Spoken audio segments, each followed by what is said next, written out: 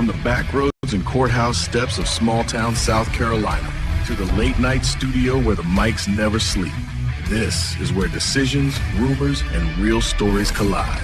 You're tuned in to the Pot Stirrer Podcast with Jazzy Jeff. Real talk, local issues, no fluff.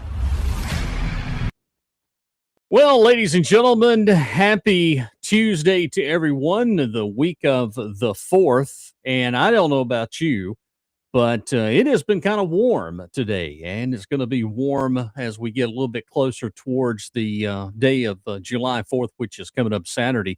We're glad to have you with us. We are awaiting our link here. We're going to go live here coming up. First, we're going to go ahead and bring you coming up tonight here on the Pot Stirrer Podcast. We're going to bring you the Seneca City Council. In its entirety. We feel that we think you need to listen to what's going to be said tonight, and we will go live in just a few moments there. We'll talk a little bit more after the city council meeting, but tonight is the meeting. It is the budgets that's going to be discussed and adopted for the city of Seneca. You'll hear several times an ordinance creating these budgets, which is 2026-13. And then, of course, Seneca Light and Water. And that's the one that you pretty much probably want to pay particular attention to.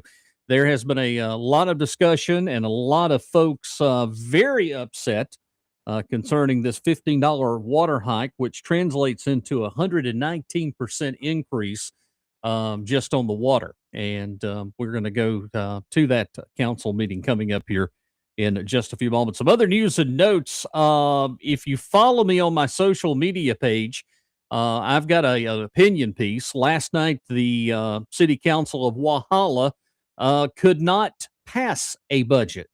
And what that means is they will continue running on the same numbers from last year, but it boiled down to public safety. And I'll talk a little bit about that coming up. The good news for the folks in Oconee County is that it appears that our county government has, they are able to pass a budget. And the good news is with that budget, doesn't appear no new tax hikes. And actually the county is kind of out of the woods right now. So hats off to all of the folks on Oconee County Council, and including Stuart Jones, who has come in and done a remarkable job with the county. I tell you, amazing watching him work and what's going on there. So that's some good news. But tonight we're going to pay particularly attention to the Seneca City Council as we will get things cranked up here in just a few moments. Matter of fact, we're going to go ahead right now and bring up the feed, which is on your screen right now. And there I am in the bottom corner, as we're going to go live now to Seneca City Hall as soon as they start the broadcast. As soon as they start, everything will come up, hopefully, if this works the way it's supposed to. And again, you can pass your comments along during the broadcast tonight. You can hit the chat function if you're watching on social media or if you're watching on the YouTube channel. Also, too, you can get your neighbors to watch on the website. Thank you for being here tonight. What a beautiful day. Ms. Rosman, would you be kind enough to lead us in invocation? I'd be honored to. God, I just want to thank you that I can come here tonight on behalf of my city. I represent each resident here in Seneca, but more importantly, I represent you, God, as a believer in my Lord Jesus Christ. And I pray that the words of my mouth and that the meditations of my heart would be acceptable and pleasing in your sight, O Lord, my rock and my redeemer. God, I ask that you would give us wisdom, give us courage, and give us discernment to make the best choices that we can for our city. In Jesus' name I pray. Amen. Amen. Thank you, Denise. Joel, would you be kind enough to lead us in the pledge? I pledge allegiance to the flag of the United States of America and to the republic for which it stands, one nation, under God, indivisible, with liberty and justice for all. Thank you, Joel. Okay, Mr. Moller, you want to start with the public hearing for us? Yes, sir, Mr. Mayor. Required by law, we are required to have a public public hearing before the final approval of the annual operating budget. You've been presented with the fiscal year 27 budget for the city of Seneca and had a subsequent first reading on that budget. Tonight we're having our open public hearing to hear from the public regarding the budget as been presented. We'll open that up now. So we don't have a sign-up sheet for the public hearing, just a public comment session, right? So what we'll do is we'll go ahead and open up the floor. If you don't mind, if you would like to speak, if you'll raise your hand, and what we'll do is we'll start from the back to front. So if you'll raise your hand. All right, sir, if you'll come on back. Mr. Fayers, come on up. Let's go up together.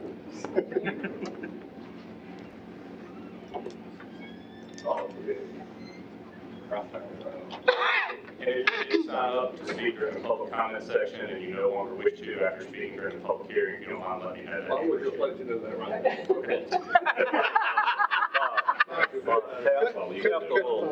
You get the green light to come on. There you go. Thank you. Boom.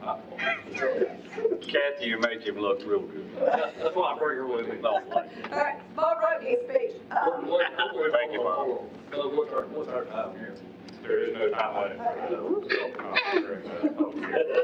I know it's dangerous when you. Telling me there's no time limit? Thank you, Bob. Ashley. I miss you. Good evening to council and to the mayor. Thank you so much for allowing me to speak tonight. My name is Kathy Ferris. I live at 138 Lorraine Point Circle here in Seneca. I'd like to thank you all for your service to the city. We love it here. I want to call myself home. I want to address you concerning the proposed utility rate increases. I understand that upon first reading of the budget, all water customers will have their monthly base fee increased by $15 each month. Utility rates have a blend of a fixed charge and a usage charge. With that, an increase for us of $180 per year. We reviewed our personal utilities over the past year and included the $15 increase and indicated an overall increase of 9% with a whopping 59% increase in water alone. We also had our personal utility bills reviewed using a cost of service method that's been a long-established process of funding utility expenses. Our projected increase with this cost is $108 per year, or only a 5.4% increase. My question is this: why charge voting constituents more than is needed to fund the budget? I respectfully ask that you reconsider how city residents are charged to balance the utility budget. Thank you again for listening and your attention to this matter. Thank you. Thank you. She read it just like I wrote it. Oh, me. I told her there's a 5-minute limit, and then I'm going like, I can't do this in 5 minutes. So, mayor, council, we're all friends, right? Yep. Know each one of you, individually. We all have our individual relationships. We have each other's phone number, and we've enjoyed each other's company. I see Scott over here. I was going to say something about Greg. Greg and Scott are so different. Is that Scott never threw me out of his office. I didn't let you in. It'll be true to that, too. Oh, my gosh. Okay, I'm Bob Ferris, 138 Lorraine Point Circle here in Seneca. And Kathy and I have been traveling quite a bit, right, and loved it. So, retirement, that'd be a big affirmative, right? So we're coming back, we stopped, we love Buc-ee's. So we stopped at Kentucky and Buc-ee's. My love of Bryce can sell the stuff more than I do, because I'm trying to put those things in the past, right? And not get involved. I tell Josh, the new ball coach doesn't want the old ball coach to take over, right? So Kathy makes this comment. She goes, "Oh my gosh, the city council will split on something." And I said, "Split?" And so immediately I felt sorry for executive, right? Because there's got to have something to do with some zoning. There's got to be some property or whatever. And she goes, "No, it's about the utility." I'm going like, "What's Josh screwed up now?" and then so she goes, "No." She goes, "No." So she reads a little bit more, and it was about the utility rates. I go, oh, I know something about that. I spent 24 years doing this. I know something about that. So what maybe I can help these guys out, right? maybe there's something in it. And so I said, what's the differential here? What's going on? Well, there was a proposed, and you guys are familiar with this, but I learned all this right down the road. I'm coming from Wisconsin, Minnesota.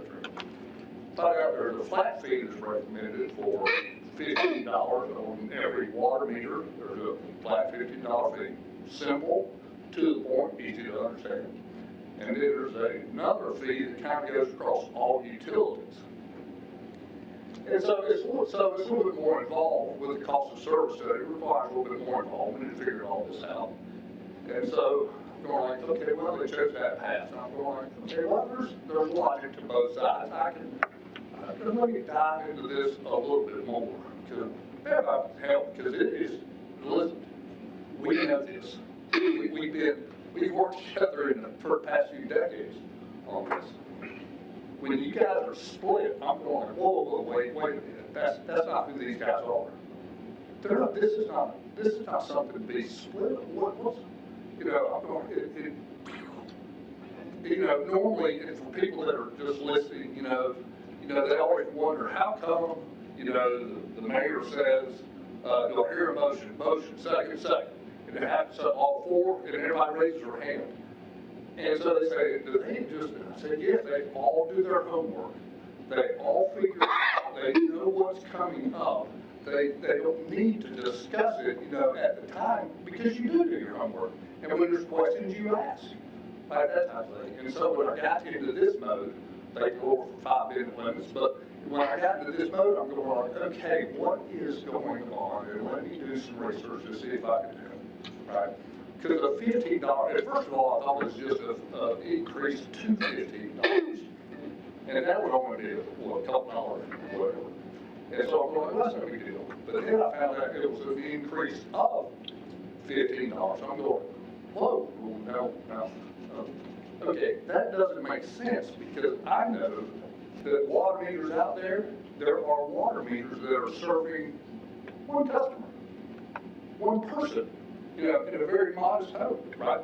And there's another water meter that's being served that there's hundreds of people behind that meter being served by water, right?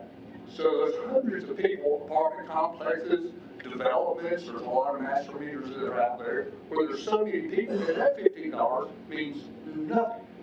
The developer, the apartment, they won't care.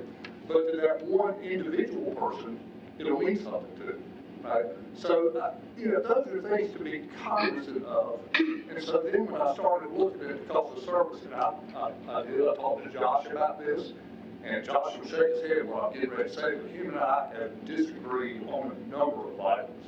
When I say disagree, it's a close the door disagree to a point to where we both love the outdoor sports enough. We're going hikes and paddling, and we figure out where each one's coming from, and we get to spend time for that.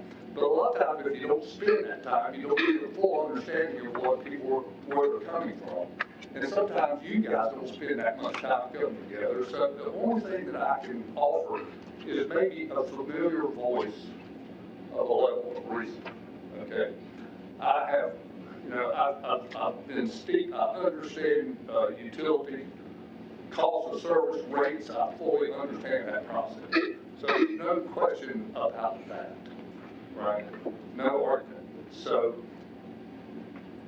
I would suggest this, just going to a $15 flat rate, no other utilities involved, it's not the proper way of doing things. So I don't know how that concept got introduced, but it doesn't make utility finance sense. Right? It would never pass any kind of sniff test from the Public Service Commission. Right? I wrote letters of recommendation to a good friend of mine who serves on that commission right now, and he's going like, that doesn't even make sense. I said, well, I just didn't know if anything crossed your line like this, right? So, I would suggest is just don't make it a personal thing, don't make it an ego, don't come in here and think I've already made up my mind. But a cost of service way to fund the utility is the only way, I'll say it's the best way, but it's the only way to show the responsibility of operating a true utility. Anything opposed to that shows the inability to properly manage a utility. And I see it for years and years, right? Different trade publications come across my desk where municipal utilities are being sold to the private sector and vice versa. Private sector utilities being sold to the municipal. You need that water. I'm just going to put it all over that back row anyway. But anyway, with that being said, if you're on the right track, don't get off of that track, right? It's harder to get that train back on the track than it is just leave it on the track to begin with. This cost of service is something we've done through the years. There's no reason to abandon it now. And I get it. You know, we've got our ideas when we walk in here. I fully understand that. We've got the things that we think about. We've got our mind made up, and we'll listen to stuff, you know, and keep going. But I really suggest you second check this, because the people that are voting, the people that have elected, I voted for all yes. I feel like a winner just standing here. But what you're suggesting is a 9% increase to residents in our case. I would imagine would be too different, but a 9% increase as opposed to a little over 5% increase, right? Which would fund it much better. I would have all this, and so there's going to be a bunch of yeah buts. The only argument that I can get for the $15 flat fee for water meter is a term the term that I see used a lot is called word salad, right? So when my local bride was reading me about the logic behind the $15, she was reading this, I'm going like, okay, you know, for a layperson who doesn't understand. All right, I want to real quickly mention that this is actually, you're watching, it was Bob Ferris who has been speaking before the Seneca City Council this evening. And Bob is former Seneca Utility Light and Water Director. And a couple of notes from his comments in this public hearing is 24 years of service. His wife first spoke, which is Kathy, talking about how much it was going to cost, a 59% increase for her water plus the power, and they did the studies. It doesn't make sense according to Bob Ferris. And the biggest thing that I caught with what Bob just said may not pass the smell test with the South Carolina Public Service Commission.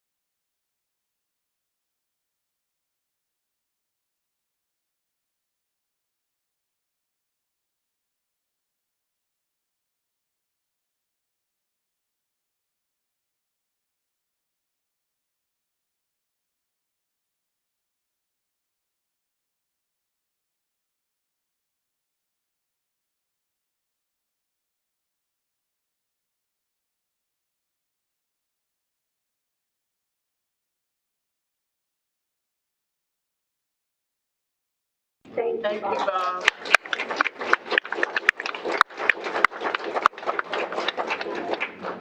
Next in the back, anybody else?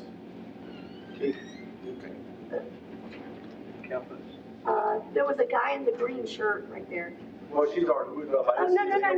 I'll get to you this side. I didn't see you out there. Come on, Mayor. Sorry, I'm not as tall as Mr. Ferris, so I have to bring that down. Ms. Evans, are you also going to want to speak at the public comment session? I am not. I was going to tell you. You should mark my name off. Okay. All right. Good evening, Mayor, Kelly, and council members. My name is Meredith Moore Evans, born and raised in Seneca, South Carolina, moved away, came back. I currently live 512 Broad Creek Court in Seneca. I'm outside of your city limits. I have Blue Ridge Electric. I have y'all for water, sewer, and trash pickup. Okay. I really appreciate the opportunity to address the council this evening. I did want to take a couple of minutes of your time to address my feelings and concerns in regards to the budget issue that Mr. Ferris just spoke about as well. Specifically, the $15 increase to my water bill that is up for the vote tonight. As a customer of the city of Seneca, I do not support or appreciate tonight's vote at all. The council is full of educated people.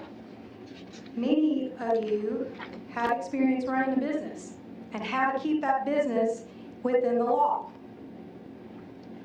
Ms. Benson, Ms. Roslin, Mr. Honeycutt, Mr. Moore. I would like to take a second to thank y'all for the absolute grace, respect, and dignity that you have upheld over these past few weeks.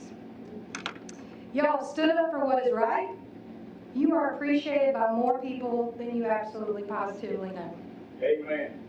The leadership of the paper and some of your fellow councilmen have continued to spread mistruths. They have absolutely drug your names through the mud and your reputations through the mud as well. And I, as a citizen, do apologize for that. Right. All the while, the four of you have met with absolute grace, true leadership, and steadfastness. Mr. O'Kelly, Mr. Durham, Mr. Alexander, Mr. Riley, Mr. Ward, I deeply appreciate your years of service to the city of Seneca. As a 39-year-old woman, most of you have known me through every aspect of my life. Some of you have known me before I was even born, due to relations with my dad. I greatly appreciate, again, the service, your time, the headaches over the decades of your service that you have had to the city of Seneca. With that being said, I am disappointed with your decisions and your continued actions on this matter. In your efforts, you have shown many people who may or may not have ever known your political decisions on this council your true character. I'm glad your political and often your professional gains continue to outweigh what is best for the city of Seneca, your residents, and your customers. You have also shown your stakeholders how little you value and respect your fellow council members and the absolute travesty that they've had to be through and have been against with many people that you yourself have supported throughout the years. As a city water, sewer, and trash customer, there's two things. I do not support my water bill going up to pay for y'all's electricity that I do not benefit from.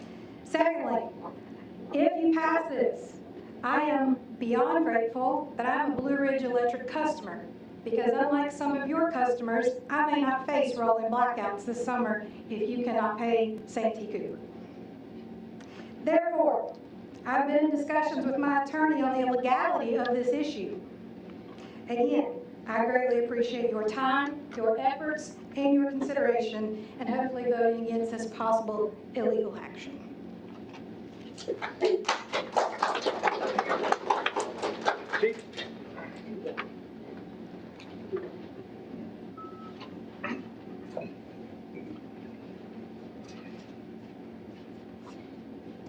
Mr. Mayor, members of council, thank you for letting me speak. I want to also echo thanks to all of you for the work and tireless work that you do and putting yourselves in the public eye on all the issues that are to benefit us here in the city.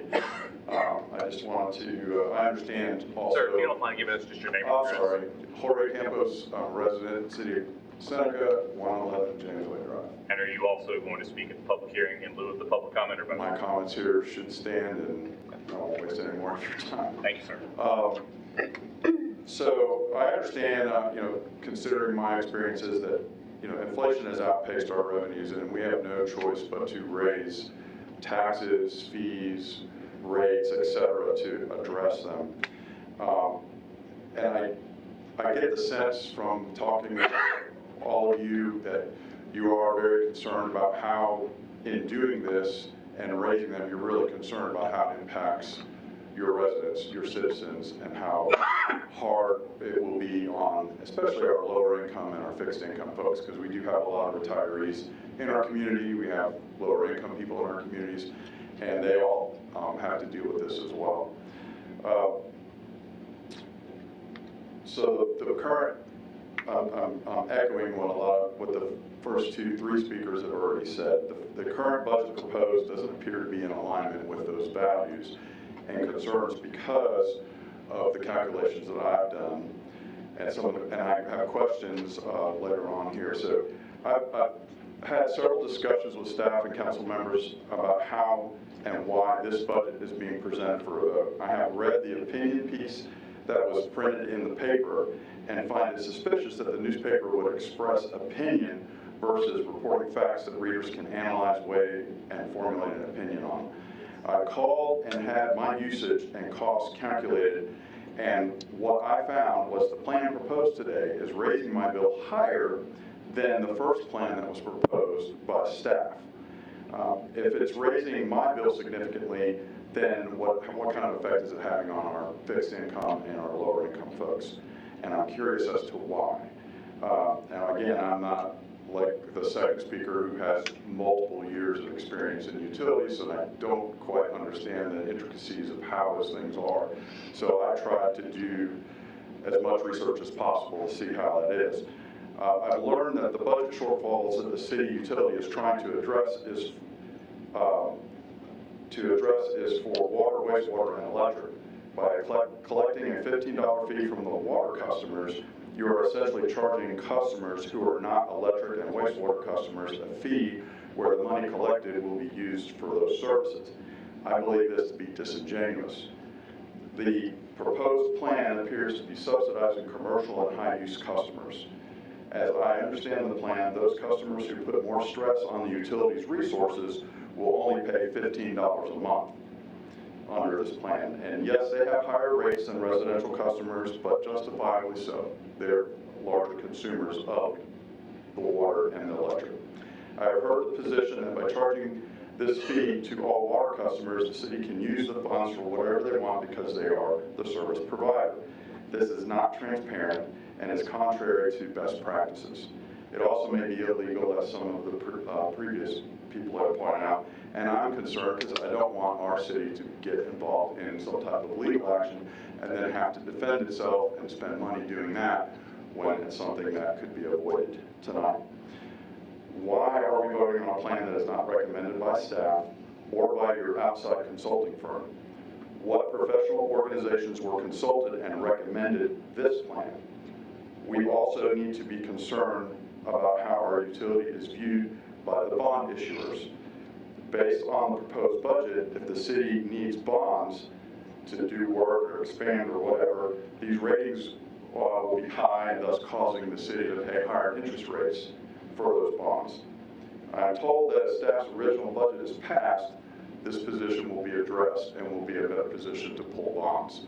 So please consider this in your vote tonight, and I urge you not to vote for it, to go back to the original plan. Thank you. Thank you.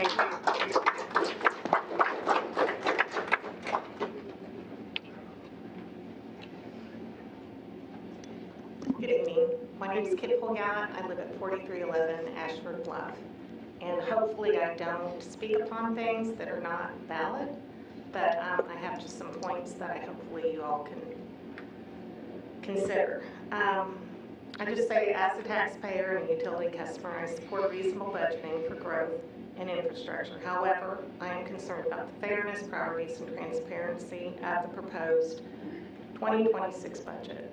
First of all, which is what has been mentioned by everybody, is the utility rate structure. I am concerned about those who are senior citizens that don't use as much, and for those that are trying to conserve in which to meet cost, also having to be penalized to pay a flat rate. That in front.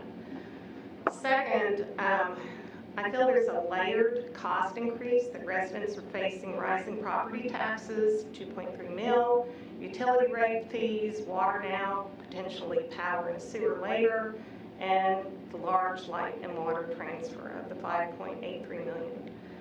There also needs to be an explanation as to why multiple revenue sources are all increasing simultaneously when the new developments who have paid an impact fee and increased revenue generated by new residents who are taxpayers, if these impact fees are not adequate, I feel that future developments then need to be reassessed on their impact fee. And I wonder as to what specific new cost is required. And then I go on to say that spending priorities and transparency, I think, is key. Where exactly is the money going? I feel it needs to be more transparent, that everybody has an input. The city council should be providing a clear breakdown, transfer of uses, capital plans, such as budget, ensuring infrastructure matches growth. How much support high impact essentials like road resurfacing, emergency vehicles, equipment, staffing, water, sewer reliability, which we have been dealing a lot with lately. I live in Cross Creek and there's been multiple issues. Versus lower priorities, I feel, such as recreation facilities, admin salaries, and city campus enhancements, I feel should be put at the base, at the lower base, and let the other ones, so that the budget and the finances that you have, it shouldn't be the administrative salaries be at the top, it should be at the bottom. Right now, many local governments are using a scorecard in which to use with their council members. And what that does is kind of use what have you done of your service in specific areas like fiscal health, property tax rating and millage, utility rate changes, general funds, balances and reserves, debt per capita, infrastructure, percent of roads in good or fair condition, capital projects completed on budget, water and sewer outage frequencies, public safety, the crime rate per 1,000 residents, police and fire response times, clearance rates, quality of life, homelessness, nuances, parks, recreation, code enforcements, and the governance, which is the council meeting attendance, public input, and an independent audit. I feel if you guys had a scorecard and then you have an increase in your salaries, you can justify it based on you hitting these key points. And like I said, maybe I'm speaking on things that were not supposed to be spoken of. But bottom line, on the water part, I'm definitely against it for those reasons and for everybody who spoke prior to me. And I do thank you for your time and your service and your attention. Thank you. Thank you. Thank you. Do you also? Yeah. Anybody else? Going once? Twice? Okay, Mr. Mayor, we have nobody else to speak, so you are able to close the public hearing at this point and move on with your rest of your agenda. You want to go with the work session, Scott? Yes, sir. The only real new item that I will talk about during the work session is the bank account police department line item, which you'll be asked to vote on later. The rest of the information of the work session obviously was presented at the prior meeting. We have one of our detectives, investigators worked a case that was worked alongside Secret Service. As a result of Mike Terramano's hard work, plus the rest of the police department, that case was resolved, and then there was a seizure of funding that came along with the prosecution of that case. There's a total of $98,000 that was seized as a result. We are eligible to receive that seizure of funds. That $98,000 will be paid to the city of Seneca. Restrictions, of course, that's not just free money. There's certain restrictions that go along with it. The Department of Justice, as well as the Department of the Treasury, has specific rules and guidelines that you must follow in order to receive those funds that were seized during a federal case. As part of those guidelines, we are required to open up a separate bank account with separate accounting, separate auditing, separate reporting, and in order for us to comply with that, we would need to set up a bank account. We as staff do not have the authority to open up accounts without your knowledge and your approval, so we'll be asking from you in the motion later on during the special call meeting is to authorize staff to open up that bank account so that we can receive those funds and properly comply with the guidelines as set forth by the Department of Justice and the Treasury regarding those seizure funds. So congratulations and thank you to Mike Terramano and the rest of those investigators. From what I understand, that case was solved as the result of the hard work of our local officers alongside the Secret Service. So they should be commended and congratulated for their work. We've got some of the greatest investigators in the Southeast, in my opinion. So Mike and Amber and his team, their team, congratulations, good job.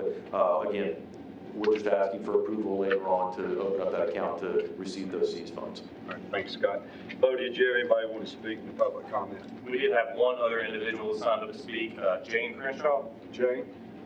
I do, but I don't want to come there. Come on, Joe. It won't take but a minute. Come on, Ms. Crenshaw. That's required. Yeah, come on. People might not want to hear what I have to say. Well, we do want to hear what you got to say. And there is, give us your name and address, and there is a 5-minute time limit. 5 minutes. I'm Jane Crenshaw, I live at 211 Old Salem Road. I'm 73 years old, been here all my life. This is my town. I'm very appreciative of my mayor, city administrator. They work hard.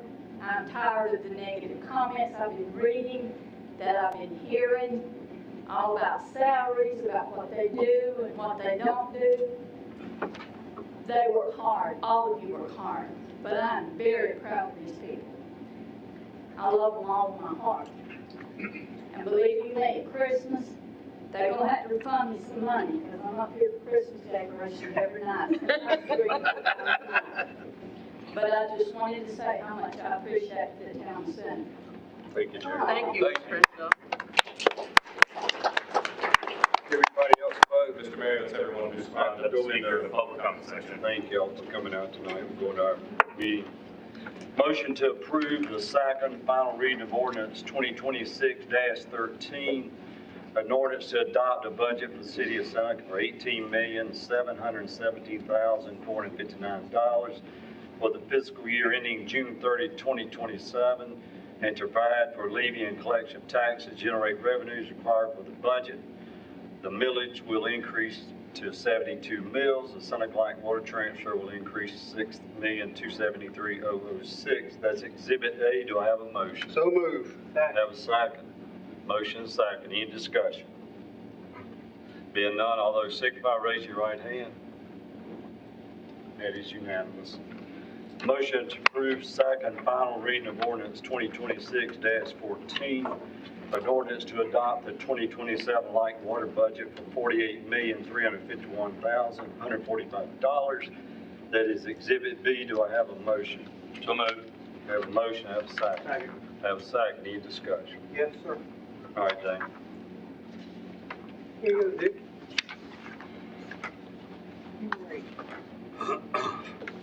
A lot has happened in the last several weeks, and I want to start.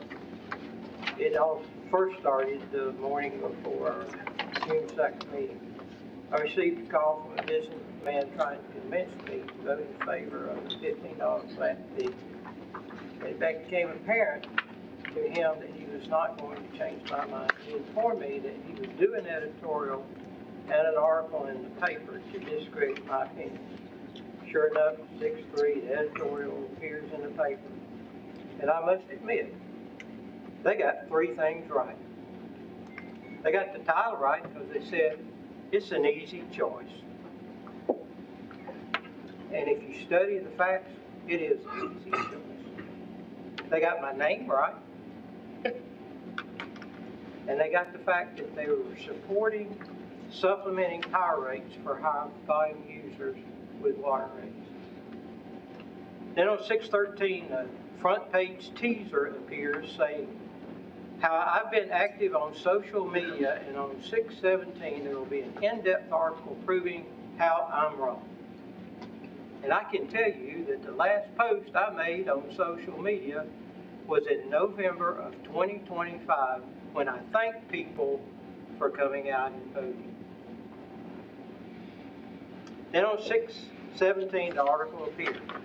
It discusses rate increases far back as 2022, increases in the future, overstates water and sewer increases, and even it adds in the millage increase, which is part of the general fund and not part of light and water budget. The article is so full of holes that it could be proven wrong with third grade math. And if you use the same math they use, then this only $15 a month fee is a 119% increase. Then today, the Tell Willie article appears, titled, "Let's Get the Facts Straight." It attacks myself, Councilman Rosman, and spins the same tale. I really find it odd using Tell Willie forum to make people think someone actually wrote in and that they are answering it, when I know two people who submitted letters to the editor in opposition to the $15 flat fee. They received marked up copies of that changes the total intent of what they were saying in their letter to the editor, and were told that if and only if they made these changes would the paper print this article, their letter. All this seems ironic to me for several reasons. The paper has been praising the new county administrator for cleaning up the policy of moving money between departments and showing a true budget. But here, they're supporting doing just that. Number two, when the paper was faced with increased printing costs for their newspaper, they didn't raise the prices on their other products. All they did was they reduced their cost by 60% by cutting out printing copies 3 days a week. Rather, they only do 2 now versus 5. And then they blamed it on the inability to hire and keep delivery drivers. Since the last meeting, several of us attended the Palmetto Power Cities Conference. At this conference, we heard from national experts on utility rate structures, bonds, reserve funding, debt management, electrical demand, and in their lectures, they all supported a cost of service rate structure. And when asked about using revenue from one source to supplement another utility, they all said that was a bad idea and questioned its legality. I came away from this meeting with more questions about this budget. If you go with the proposed only $15 a month plan, when we have to issue bonds for our third substation, the bonding folks are going to come in and they're going to look at the electrical department. They're not going to look at the water or sewer. They're going to look at the electrical department. And they're going to ask the question, can this electrical department fund a repayment of $10 million? And the answer is going to be no. Santee Cooper executives I talked to were concerned about this summer's electrical demand. Their long-range forecasters are predicting and are concerned about heat waves July through August. We've already experienced it. It's going to be 100 degrees this week. Okay? With a $15 a month plan, excuse me, the only $15 a month plan, you will not have collected enough money in 1 month to pay our power bill to Santee Cooper. So, is Santee Cooper going to look at us and say, hey folks, we appreciate y'all, we love Seneca, but we're going to cover the people that paid their bill first, and we'll give you what's left? Will they say that? And will that result in rolling blackouts for them? Third, is it legal? Does this policy violate the requirements of any of our current laws? I don't know. I've asked that question. So what is not being told to us with this?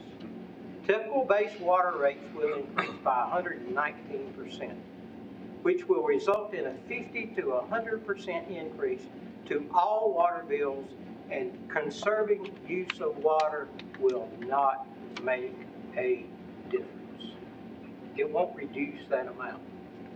The only $15 a month plan is going to raise between $800,000 and $900,000 more than the cost of service plan. So it's a bigger increase than what we're proposing, we're asking for. The cost of service plan, with the cost of service plan, our rates will still be lower than Duke and Blue Ridge. It doesn't tell you that the only $15 a month plan, that approximately 16,800 water users will be supplementing over 2,300 bills of our high volume electrical users.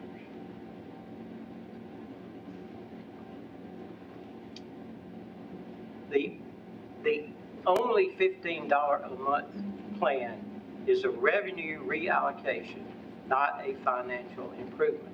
Since it does not track with, it just simply shifts money from one area to another. It doesn't track usage. With all that said, who wins and who loses in this decision? Winners. High volume electrical users will be winners. Some 1,375 commercial and industrial and roughly 1,000 residential users will benefit. Losers. The Seneca taxpayers, the Seneca voters, whose water bill will increase more than if we use the cost of service increases. Loser. Some 16,700 water users, 4,500 of them inside and about 12,500 of them outside the city lose because their rates will increase approximately 50%. Now, I want to ask my city attorney, is this even legal? So, Mr. Moore, what I will say is I don't believe this is the appropriate venue for me to discuss legal advice to the council. I also don't feel like I have enough facts and information about where those fees are going from and where they're going to be applied. In this case, whether or not something like this is legal is very fact specific. And I think we would need information from other individuals to make that determination and potentially even an evaluation by a court or jury. What I can say is that in order for a service or user fee for like this to be appropriate, there does have to be a sufficient nexus to the service which is being provided.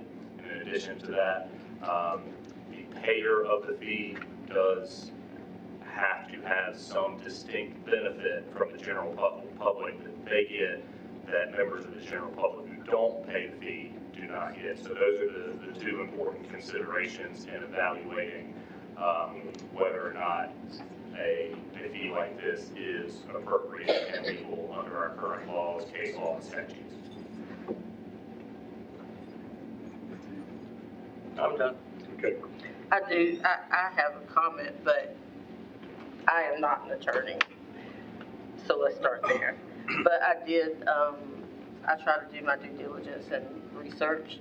I don't think it is legal in the instance of transferring from water to light unless it is a combined utility, which we are. So I do think it is legal, I think. I don't know that because I'm not an attorney, but I reached out to attorneys in other parts of the state. Did you sleep at a Holiday Inn Express? Did you sleep at a Holiday Inn Express? No, I was at home. I was at 346 Maple Grove Road. But I do think it's legal. But I was told by my friend that's an attorney that I got the information from that you can still be sued for something that is legal. Because I guess it's private lawsuit. Again, I'm not an attorney. This would be something for Bo to look into, but I wanted to make sure that the way I vote makes sense. And so I wanted to know about the legalities, and they said it was legal because unless I'm wrong, we are a combined utility. Is that correct? Mm-hmm. Okay. Yes. So I do think it's legal. It might not be, but I think it is. I got one comment. Yes, sir. It was made by members of the audience that certain members of the council had made derogatory comments about other members of this council. I personally do not know anyone that's done it. This young lady here is one of my former students. She's always kept me straight. We're good friends. I think we're still good friends. Yeah, I don't know where that came from. We are disagreeing, probably. Okay? Probably, yes. But somewhere along the line, the public out there has gotten the wrong thing. We disagree with the policies maybe, but we're not mad at each other. That's the one thing that's always kept this council going and this city moving forward. And I just want to take that time. I'm sorry, Mayor. You're okay. Also, there's two things I want to say. One, Merrill Kelly knows this. I called him myself and I said, listen, just because we don't agree does not mean I'm against you. Does not mean, I said, we've sat down too many times and with each other to have too many meals together that if I don't agree does not mean I'm against you. And we had our conversation about that. And so I want that to be perfectly clear as it relates to that. And I just got a question for Josh because this is your job. This is what you do. In your professional opinion, as it relates to this flat rate or cost of service, what would be the best way for us to move? Sure, I appreciate you asking me. When I first started working in retail rate design, that was 18 years ago. Yep, sorry. So when I first started at Santa Cooper, that's what I did, was retail rate design. Since that time frame, I have worked with finance and utilities and where those two meet, which is with our rates.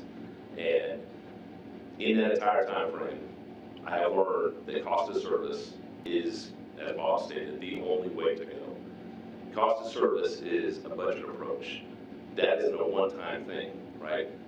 We've been working to achieve cost of service since I got here. We've spent hundreds of thousands of dollars to do so in cost of service studies, in rate studies. We've hired professionals. We've had people come and speak right here. Last fall, UTEP came and spoke.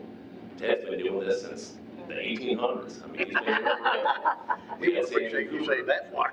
Seneca Cooper came and spoke and stated the same thing. When you follow cost of service principles, every year that's our plan. If we follow cost of service this year, I promise you, next budget, we're going to recommend following cost of service. If we do the $15 customer charge, that is a deviation from cost of service, right? You have people paying things that they shouldn't. You should not have an outside customer that doesn't have electric in the city pay for electric costs in the city. It's wrong. It's absolutely wrong. I don't think it's ethical. And I do think that will result in lawsuits, and I think we'll lose. And I think we'll lose that revenue. My job is to protect the city of Seneca, protect the customers, the citizens, the employees, and you all. I work very hard at that. I care about this. I'm passionate about it. Cost of service protects us. Doing it the other way puts us at risk. Let me ask you a question? Sure. I received several questions from different citizens. One was that I guess because they own the business, and they were more or less feeling like businesses could not absorb that kind of cost. Do you have I mean, honestly, the cost of service appropriates everyone's proportion of that cost, right? Mm-hmm. So the businesses we looked at, it's based a lot on usage, but they'll go up, 4.5% to 6% across water, sewer, and electric, right? Mm-hmm. If they just get a $15 charge, they go up a much smaller percentage. Mm-hmm. Again, to me, I want the sweet little old lady that is 103, that lives on the corner, barely uses that water, and I want her to pay her 4.5% to 6%. And I want the business to pay that. I don't want anyone to subsidize, right? Because that creates inequalities. That disrupts cost of service. If the business only pays 0.04%, and then someone else is paying 50, 60%, you've got a problem. Just like the business is going to struggle to adapt, so is that fixed income person, right? That's why you follow cost of service. Your usage dictates this much cost, and it's on you to change your behavior. And there will be instances in life where you're going to have some people who can't afford things because costs are going up, right? We do the same thing as a city. Costs go up. We have to look into that. We can't just spend freely. I hope we all do that personally as well. So it's a great question. No, I promise you, if we took a poll of every business, every citizen, and everyone who wants their costs to go up, none of us do, right? None of us do. But to do it responsibly, where we have a plan and we can keep that going forward, that's what's recommended. That's what the American Public Power Association recommends, the American Water Works Association. Every entity that we belong to is a utility. This is what they recommend. This is what I've done for 18 years. This is why we propose that as a staff. And we believe that we're probably going to have to increase costs next year as well. There's no question about it. We have a 3.4% increase hitting us in February, and then we have another one hitting us the next February. We know costs are going up. So in doing that, are we still cheaper? Have we, because I've been told we're cheaper than Blue Ridge and Duke Power. I didn't want to say that out loud, but whatever. Understood. That our power is affordable compared to local areas. And even with those increases, we stay below them. So Duke Carolinas, if you look, they recently, this is in North Carolina, they were recommending an 18% one-time increase in their electric costs. The Public Service Commission that they're subject to told them that's too much, we're knocking it down to 12, right? Duke Carolinas, if you research the information that's out there, they're projected to go up 25 to 50% over the next 5 years. I'm hoping that we don't have to do that. We work very hard to keep our costs low. But at the same time, if you remember, a month ago, we had Robert Land stand up here and accept the American Public Power Service Award. We are in the top quintile of public power providers for reliability. If we do not fund electricity, you can't achieve that, right? Eventually something's going to get, if you don't take care of your car, you don't maintain it because you don't spend money on it. My kids got this 2002 Accord, they told me the lights on it were leveling up like a video game. Bad thing. So you can't, you've got to spend to keep up with the system. And we've done a great job. We've got awards from the water plant for electricity. Our water's delicious, I love it. I literally had someone today praising our water. They live somewhere else, I'm not going to say my name, and they have other water, and they can tell the difference when they are pulling from our water plant. Honestly, the pride you have in it, that's awesome, but that's because y'all made those choices to invest in the system.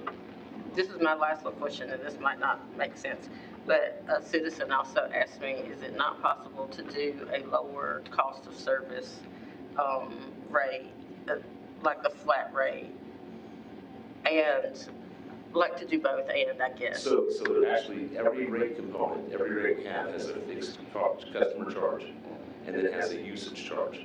And those go to different things, right? Your fixed costs go to your fixed rate, your customer charge, base charge goes to your fixed cost, right? So in the cost of service, we propose that those go up a little bit, and then the usage charge go up a little bit. And that follows, again, we had UTEC do the cost of service study, and so they will each go up a little bit. Passing it all off onto one, that's why we have our lowest usage customers are going to get hit the hardest under the $15. That's not fair, right? You need to go up a little bit on each of those to do a true cost of service. Thank you for explaining. listen, because I'm the first one to say, I am not an accountant and I don't know. Sure. So, but I want to get answers, Hey, so I that's just want fine. to get the answer. That's why I'm here. I love questions, I really do. Anybody else have anything? Okay, Josh, how much of this budget is paying to fix your water plant? So we've got $689,000 of capital costs are going to the water plant. That's called DEA. That was our sanitary survey, so they are part of the DES. Yep. Because they've given us, like, we just got satisfactory, which is the highest rating. It sounds not, should be like extra satisfactory. And then operationally, it's about another 500,000. That's the 1.2 million. That's why in cost of service, we recommended a $1.2 million increase in water revenue. That's how cost of service works. You've got these costs, we need this revenue, they should match. How much money out of this budget that is proposed tonight is going to the water project? So tonight, so you're saying under the $15, right? So under the $15, right. So this budget passes. So this one passes. Our revenue requirements. So I'm going to geek out just a little bit, but we all know expenses are going up. We know that we have a zero sum or a zero based budget, right? Expenses need to meet revenues. We're not pocketing a big fund balance or profiting and giving it to shareholders. So in going through the budget, in this process we had every single department head involved, took months. Daniel, finance staff, did amazing with that. And we figured out what their expenses were, what's going on, what isn't. And we came up with 3.62 million of revenue requirements. That's how much we needed to get to. 2.1 was for electric, and a lot of that is, we had a contract with Santa Cooper that was fixed for 10 years. Sweetheart of a deal. Now that's changed some, I'm sorry, I've got a dry throat. 1.2 was water. That ain't gonna help. Hungry? What? Sorry. The 1.2 was water. 320,000 was from sewer. The sewer authority we're not under consent order, but they were under consent order. But we're a member city, and there were some things that they said you guys need to do in the next year. So you add all that up, you get to the 3.62. The $15 charge, 18,000 customers, by 15, by 12, gets us 3.24 million. So 1.2 will go take care of those water costs. Okay. 320 will take care of the sewer costs, and it kind of depends on what order they come. The remainder will go to electric costs. There's about 1.7 left, 1.6, 1.7. We're then going to have to rely on electric reserves to make up the difference. That's the 3.62 less than 3.24. That'll help fund the electric, but again, the cost of service for the water, or it's not about the $15, it'll get us 1.2 million. Electric 1.6 to 1.7, sewer 320,000, reserves to cover the shortfall in electric. So this budget, if it passes, will help fix the water plant to where we need it to be. Yeah, it will. Either one. Yeah, either one will. Right, but this was really hard to make sure we know that. Absolutely. Okay. Yep. Two different approaches to cover 1.2. Josh, can I ask you a question? Sure. And I'm not sure who it was out there. You okay, Mayor? Yeah. The lady brought up about new customers, people coming on the system. Yes. The tap fee and the impact fees, yes. I know the tap fee, that's been adjusted. Is that correct? Part of our fee schedules that are part of the recommendation, no matter what budget, those, we were actually losing money on those. And so again, that's part of the budget process, was asking everyone in the utility. I said, where are the areas where we're losing money or subsidizing? All of that is being fixed. So in the budget process, you addressed in the tap fee part? Yes. Impact fee, I know that's been added too. Is that in this budget to adjust that? Yep. Because I know that's a big number too. It is, yep. And all new development, like we've gone over the past couple of years where new developers are paying for their new development costs. Yep. So that's been lately. That has been, I think we started it 2.5 years ago, but then started cost for cost a year and a half ago. I was talking about 2 years ago. Okay, so, and we had some that were grandfathered in, Yeah. that had already started, so that kind of delayed some. Yeah, so we are absolutely, new development, impact fees, tap fees, we are passing those on. And we're not, again, the goal is cost of service. What it costs us, we should charge. If it goes up, we should charge more. I just want to make a comment too. Number one, along with Z, I'm not mad at anyone, don't have any harsh feelings toward anyone. I don't know where that's come from, but, you know, I think that's what we're supposed to do, is share our opinions and have our own opinion, whatever that might be. And we get along and do that, to my last knowledge. But one other thing is, so all the money that comes from light and water goes into light and water, correct? So we have a transfer. That's what I'm getting at. Okay. We throw this suing around, we've thrown this lawyer thing around, all the monies that's in the light and water, and it's not going broke, people. I mean, it's making money. We're transferring funds. 12.8, right?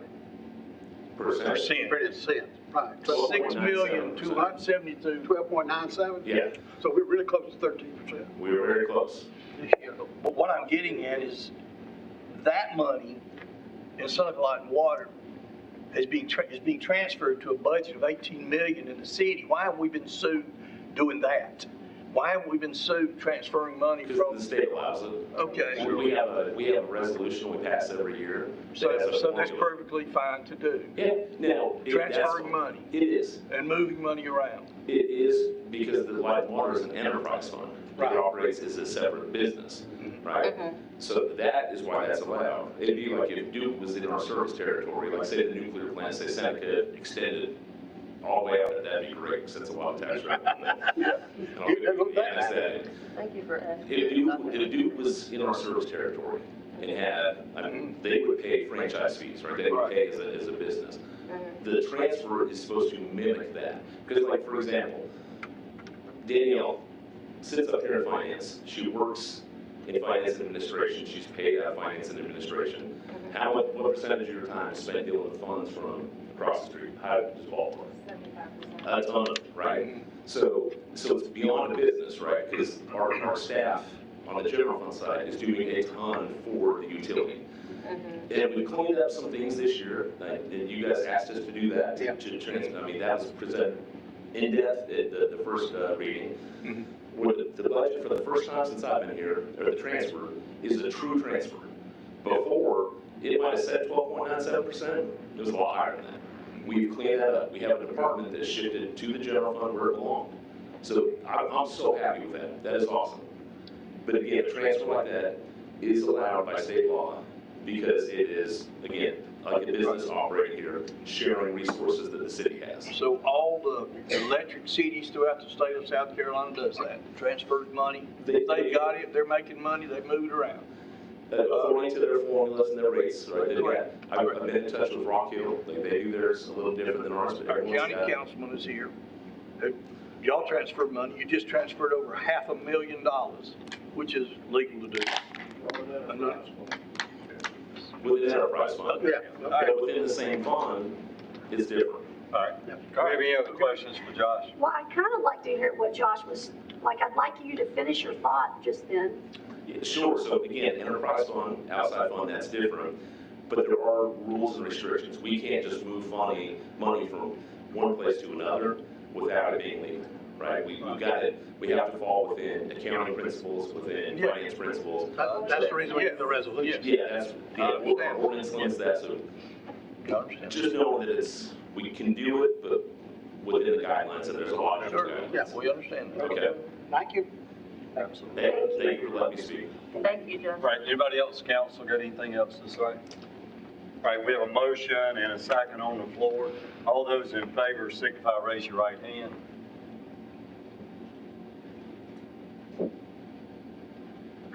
Okay, all those opposed? 2, 3, 4, 5 oppose the budget. Okay. Okay, motion to approve second final reading ordinance 2026-15, an ordinance to adopt the 27 hospitality accommodation budget, $1,382,000, Exhibit C. Point of order here. We're gonna have to come up with our budget, did it pass? I thought It did not. It did not. It did not. So we need to have a continuation. We need to do a continuing resolution. Yeah, we need a continuing resolution To keep. as of last year. Tomorrow. Yep. Mr. Riley, I was gonna bring that up during my part, let you guys go ahead and finish the rest of them, and then Okay. do the point of order. Well, okay, I just wanted to know. Continuing resolution. Yeah, we don't. And then get instruction from the mayor and council on how to proceed with the redevelopment of the budget. So we'll get that after we go through the rest of the ordinance. All right.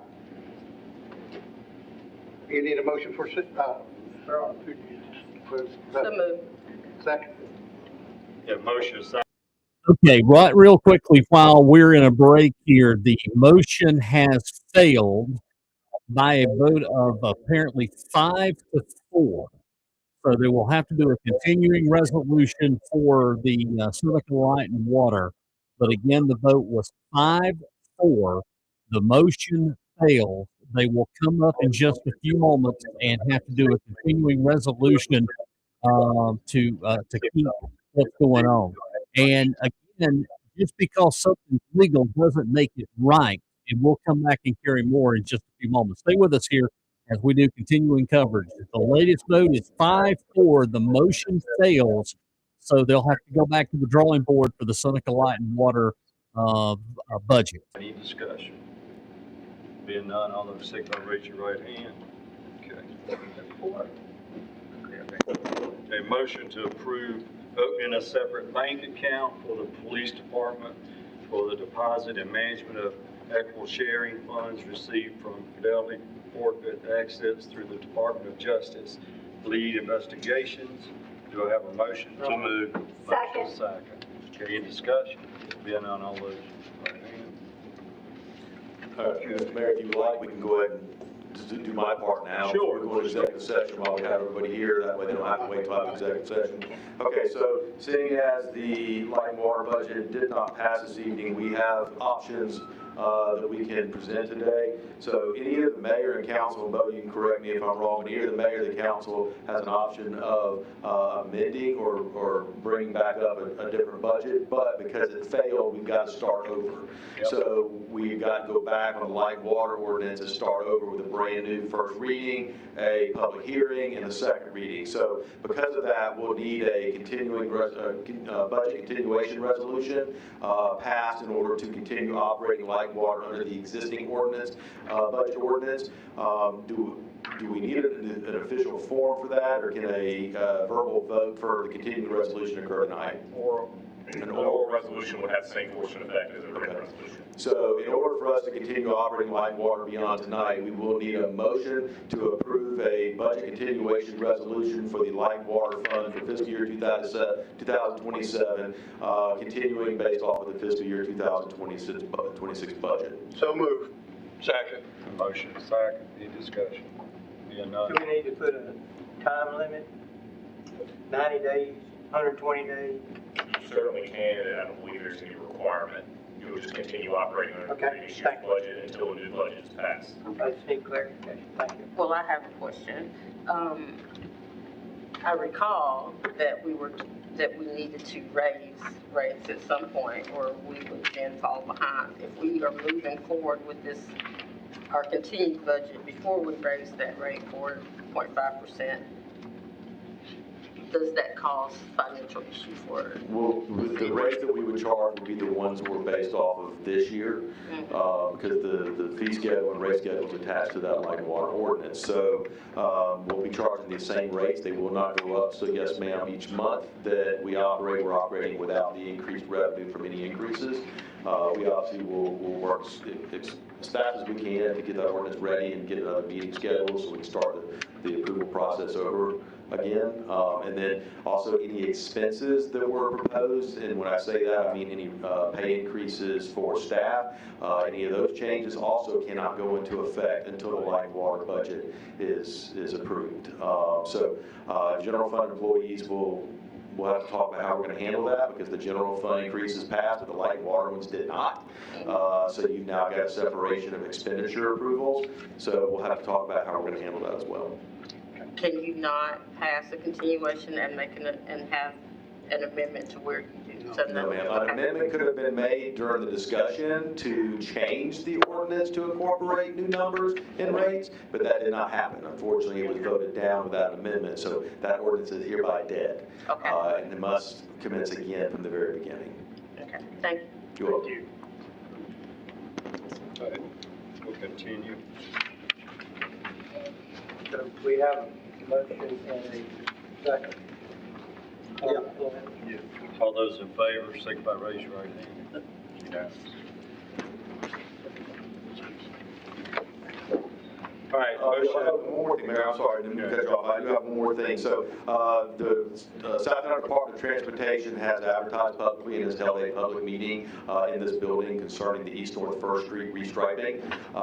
And part of the process that they like when they look at modifications to the repaving and restriping of the road is just a presentation at our local meeting that they plan. Their plans call for a road diet, if you will, going from a four-lane infrastructure down to a 3-lane, which will be one each direction, plus a center turning lane, plus turning lanes at each stoplight. So they're planning on modifying the striping and the traffic flow of East-North First Street. So they've asked us to present that to you here this evening for support of the project to repave and restripe it to a 3-lane. So wanted to do that tonight as well. Yes, sir.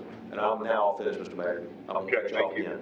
Motion going to executive session to receive legal advice regarding contracts and procurement audit and ethics issues, and to also discuss a contractual matter regarding the Santee Cooper contract agreement to include the mayor, city council, city administrator, assistant city administrators, finance director, Santee Cooper representative, and city attorney. Upon return, actions may be taken on items discussed in executive session. Do I have a motion? Second. All right, we're going to go ahead and end the council meeting here as they're getting ready to go into executive session. There is a lot to process here this evening with what we just saw. So first of all, there has been a vote for a continuing resolution to continue to fund Seneca Light and Water at the present level for the 25-26 budget year. So the motion failed for the 15% or the $15 flat fee for water, which in the public hearing, most everybody that spoke was against this. I want to give kudos to Dana Moore, because Dana has been the big proponent of just actually how bad this was. At the first of the public hearing, you had none other than former Seneca Light and Water Director Bob Ferris and his wife spoke. And again, he spent 24 years. He talked about the flat fee. It just doesn't make sense. And it may not pass the sniff test. And you could hear the comments and the questions that were asked about that. Just because something is legal doesn't necessarily make it right. And for example, if you didn't have Seneca Light and Water transferring $5.5 million, then that means your city would be broke. So I want to make that clarification. Just because something is right, and again, Scott Durham made the statement about the county. Well, the county actually cut some things in order to be able to pay and get the budget balanced. There was a big difference there. But for the most part, Dana Moore really told it like it was. I have been saying this for years, and it's the secret's out now. If you want to know the truth, the secret is completely out now. Is that Jerry Edwards, Seneca, the newspaper, was the one that made the call and told everybody that they needed to vote for the 15% flat.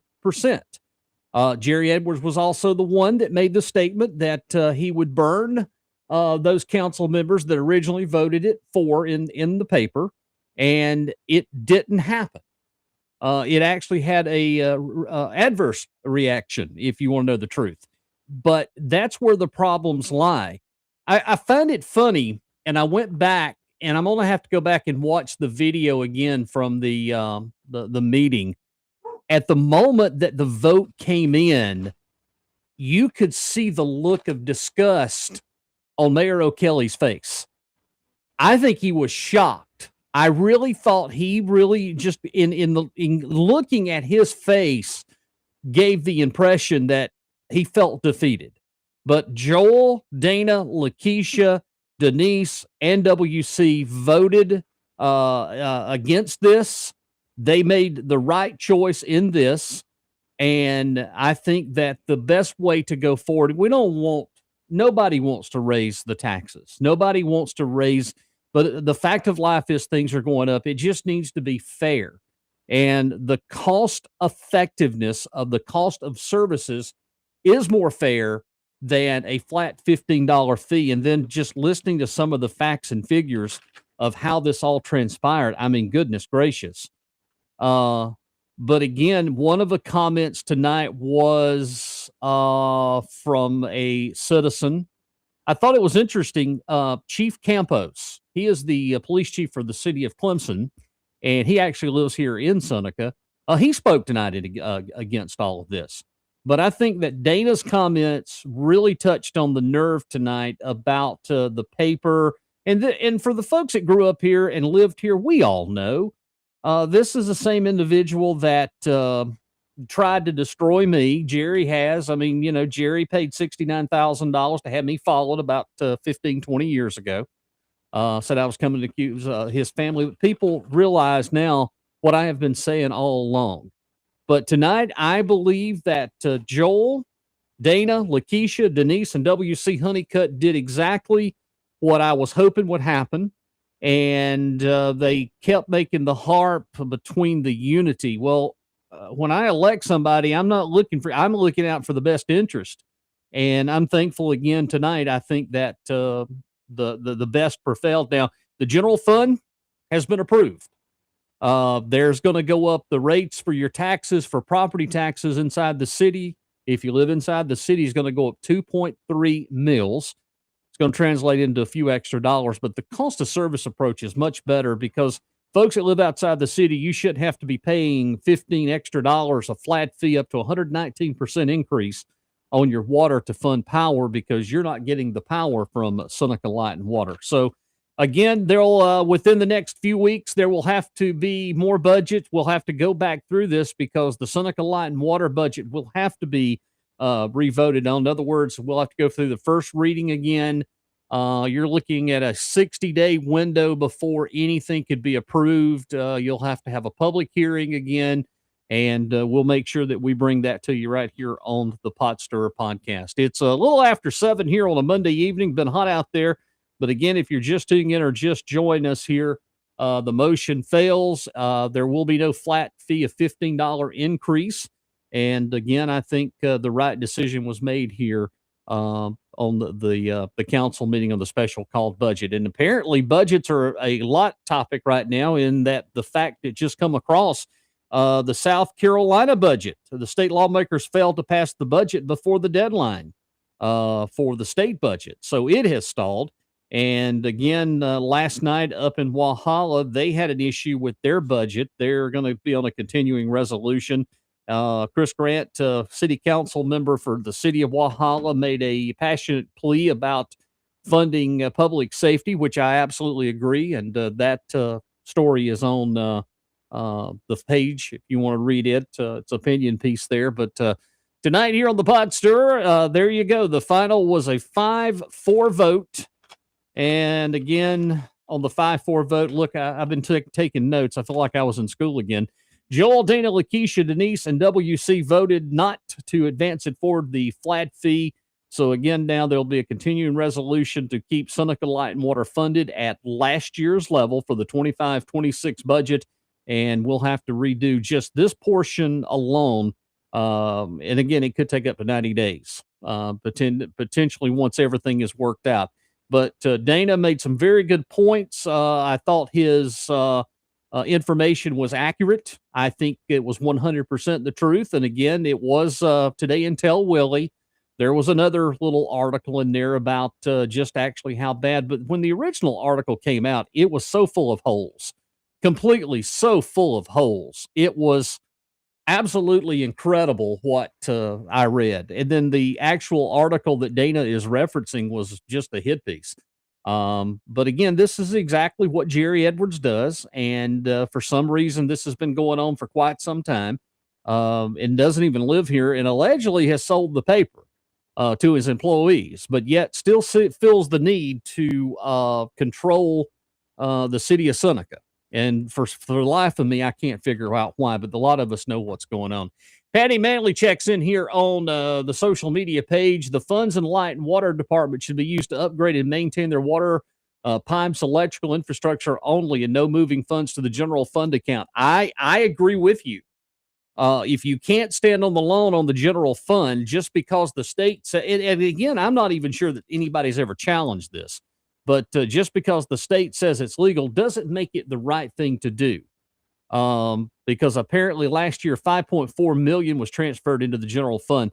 I do want to say this. I give kudos to Josh Ritchie's. Josh was the assistant administrator that got up there and spoke all about this, and he was pretty candid that the cost of services approach is the approach that he would have done. And if you remember in the conversations I had several weeks ago with you all here on the Pot Stirrer podcast, I made that statement. I said, quote, the cost of services would be the better alternative. And that was the original budget that was proposed.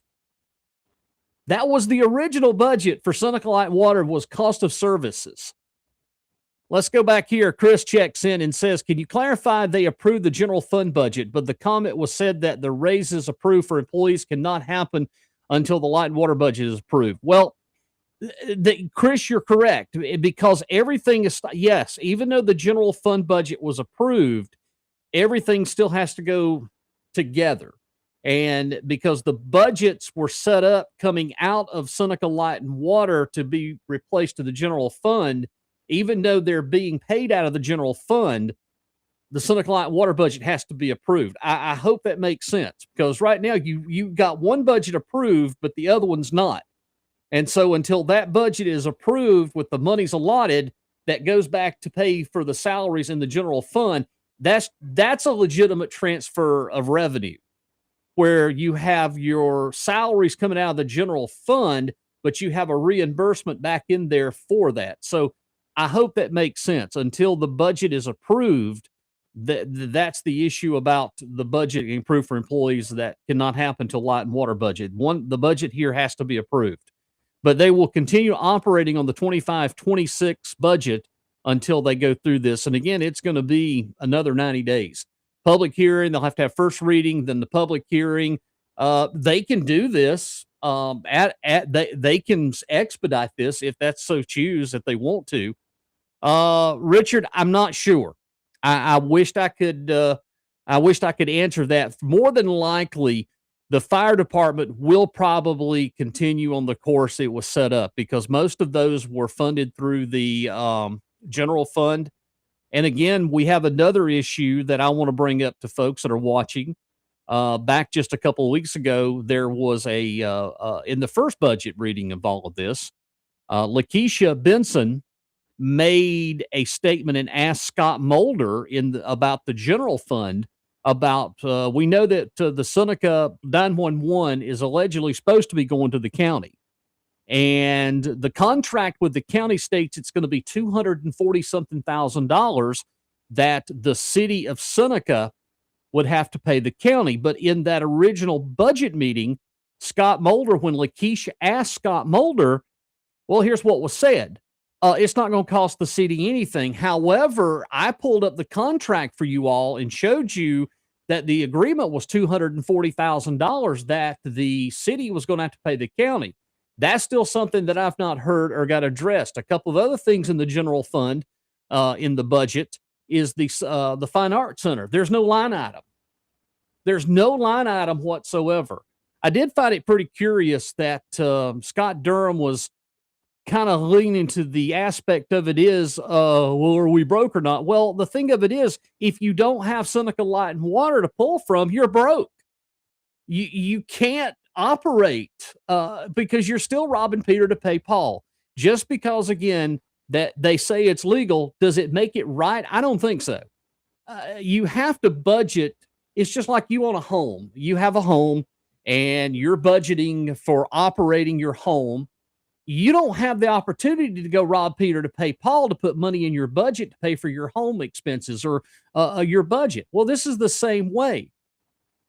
If the general fund isn't balanced properly and you're overspending, where are you getting that extra money from? You're pulling it from light and water. Well, the money that's from light and water should stay in light and water.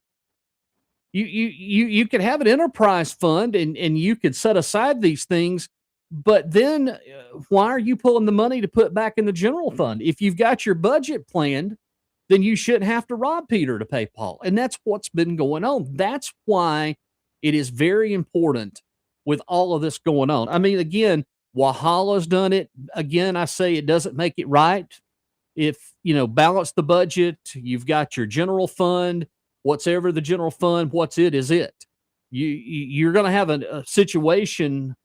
I don't get it because I don't have the luxury to go down here and pull somebody else's money out to put in my general fund. Anyway, again, we will be here to carry this story. I do want to say that if you've been following about Chris Grant, who's a city council member, we talked about Wahala. They did not pass their budget last night. Also tonight, they had the state of Wahala. We'll get some comments. We're not going to have a show next week because it's going to be post July 4th, but I'll continue to follow this. You can always stay up to date. If there's any information, I will dearly post it to you here on our social media page. Let me go ahead and say this. Chris, just a thought from your last statement. If the resolution that comes out of this to adopt this past year's budget for light and water until next year's budget, does that make the city officially broke and put a kink in the employee salary increase? No, not necessarily. Not necessarily at all. Here's what would happen. They will operate on the last year's budget until a new budget is approved. And that new budget is going to come out within 90 days. Once that new budget is approved, everything for the employee salaries will go into effect on the new budget. So I hope that makes sense. If the resolution that comes out of this is to adopt this past year, it won't. I got a feeling that you're going to hear that when this is set forth, they're going to do the cost of services. And I think this may take about 60 to 90 days, but this will be approved. They're going to go back to the original budget for Seneca Light and Water. I think they're going to go back to the original budget that was proposed. Not this one, but the one that was proposed called for a cost of service. And I think all said and done, you'll probably get your raise. It may just be August or September before you get to see it. And I think things will be fine. But again, we need to keep an eye on this budget. There's one lady that made a great statement in there about the transparency. And I think she was like the third speaker. I think the lady's name was Mary. She congratulated, but she also was very concerned about the transparency. She also called out the newspaper too. And again, Bob Ferris spoke tonight, who's former Seneca Light and Water director, and Bob laid it on the line. He thought it didn't pass the smell test. I thought that was pretty interesting. All right, well, folks, first of all, 250 years of the great state of the country here, the United States of America, and it is with privilege that I get the opportunity to come here to you and discuss these things. This is one of the reasons why this show is on the air, is to talk about these things and share the news and information. I appreciate everybody that has supported the show here for the last few months. We're going to continue to do all of that. Just curious, a lot of friends in the fire department, police, they can't ask those kinds of things without issues. So asking on their behalf, thanks for clarifying. Oh, absolutely. And Chris, you can pass out that these folks can get a hold of me and send me questions.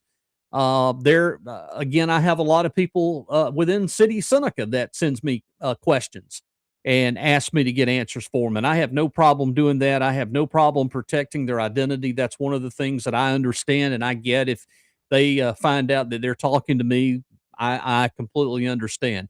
And I've got folks all across Oconee County reaching out and sending information about things that needs to be looked at. One of them is over in Pickens County right now. We haven't ventured over that way yet, but there is a Pickens County Council. They've got an issue brewing. Leanne, let me check in real quick with you before we wrap up here. What is the cost of the Christmas lights for the city? They're beautiful, but how does the city make one on it? Well, make money on it. Well, they really don't. The businesses have the potential to make money because of all the people that come into downtown. I mean, the Christmas lights are a added business incentive for the local restaurants and things that we have in downtown Seneca. Somebody today, and this was hilarious, but somebody today said, quote, how many Christmas trees are going to go up on the amphitheater? And I just absolutely lost it because I'm sitting here thinking there'll be 7 to 10 Christmas trees up there on top of the amphitheater this year. It's coming. All right, folks, I want to wish everybody a very safe and special happy 4th of July. And again, 250 years of the United States of America. Think of it this way, that some of us, we lived through the bicentennial. I did. I was born in 76 and reached the 250, but some of us, I ain't going to make the 300. And if I do make the 300th here of this country, somebody's going to have to wheel me in a casket because that's where I'm going to be. Leanne, thank you all. Thank everybody for joining us tonight here. The show's available on our Facebook page, and it's also available on our website. It's jazzyjeffpodster.com. Again, tonight, the Seneca Light and Water budget fails, and it'll go back to the drawing board. My guess would be it's going to be cost of service. It'll go up a percentage, which is still going to be a whole lot better than 119%. Have a great evening, everybody. Happy 4th of July. Be safe if you're going to be on the lake. And I will see you week after next here on the Pot Stirrer Podcast. From the back roads and courthouse steps of small-town South Carolina to the late-night studio where the mics never sleep, this is where decisions, rumors, and real stories collide. You're tuned in to the Pot Stirrer Podcast with Jazzy Jeff. Real talk, local issues, no fluff.